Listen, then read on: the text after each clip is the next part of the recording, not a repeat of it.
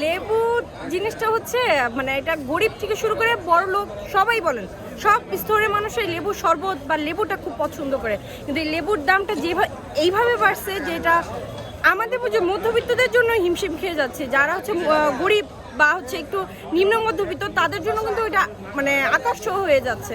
তো আমার মতে লেবুর দামটা খুব কমানো উচিত, যাতে সাধারণ মানুষ ইভেন নিম্নবিত্ত মানুষরা যাতে এটা খেতে পারে। ধন্যবাদ। Thank you. আপনার লেবু যেখানে আগে আমরা কিনেছি হয়তো 20 টাকা হালি, এখন সেটা আপনার 100 টাকা হালি। এটা অসম্ভব বেশি।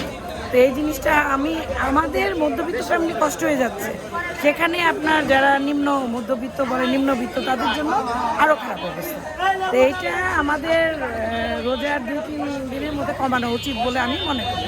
লেবুর বাজারটা ভাই এখন বর্তমানে এমন একটা অবস্থাতে আছে যে আমরা আরতে খবর নিচ্ছি পর্যাপ্ত পরিমাণ লেবু নেই।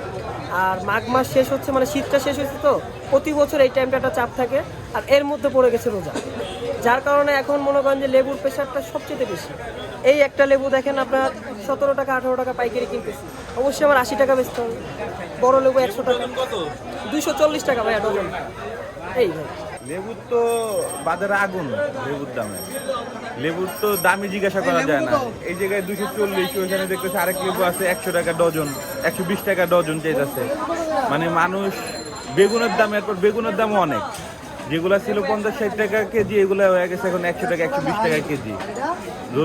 রোজাদার মানুষরা, আমার মতো মধ্যবিত্ত মানুষরা তো এগুলা কিনা খাইতে পারবো না, দেখা যেতেছে বাজারের যেই দাম।